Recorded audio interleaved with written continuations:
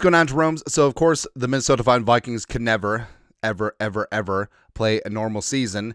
So we go from this and 3 weeks just completely crater where J.J. McCarthy can't complete a screen pass.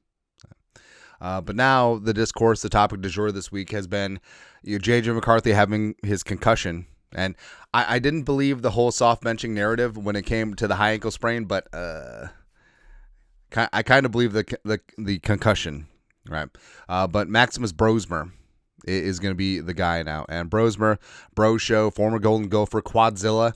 And he performed well during the offseason, performed well in training camp, well enough that he beat out veterans Sam Howell as well as Brett Rippon-Ass, and he's been trusted to be one snap away ever since J.J. McCarthy had the high ankle sprain. So since week 3, between McCarthy's injury as well as Carson Wentz's injury, they've trusted Brosmer to be quarterback 2, one snap away, and you've seen the flashes, right? And it's more than just the J.J. McCarthy flashes, because, of course, the McCarthy flashes are a high end, but there's very high variance, right?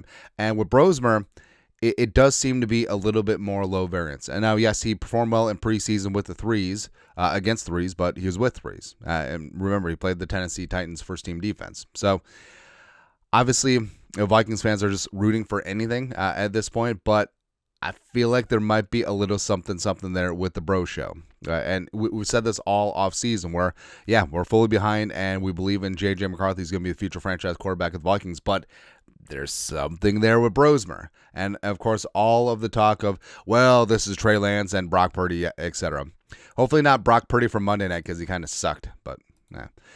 Anyways, long story longer, The Athletic, Alec Lusa over there, the only good writer at The Athletic.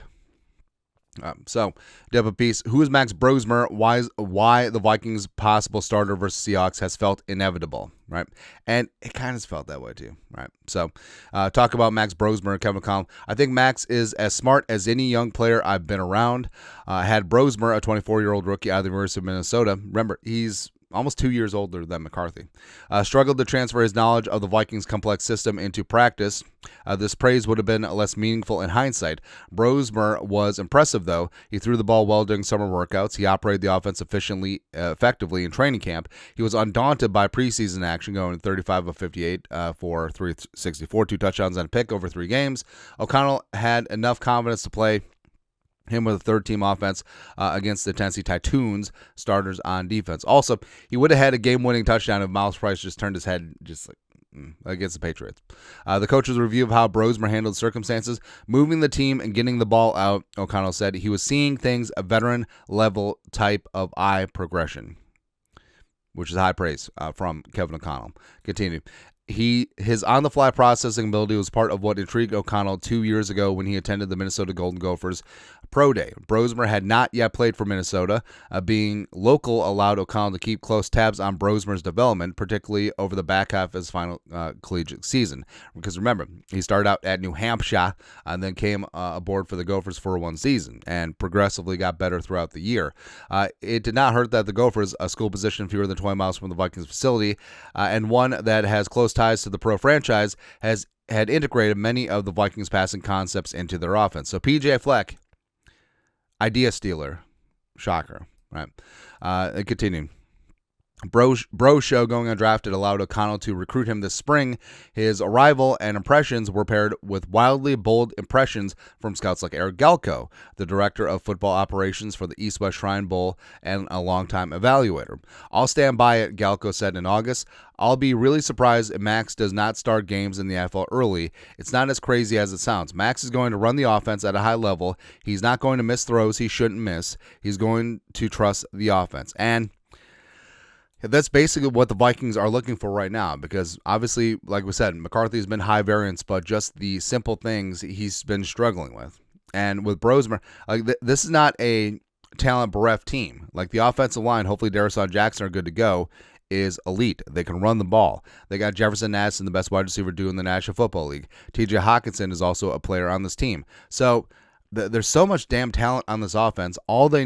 It goes back to what we said all offseason. It's a Ferrari.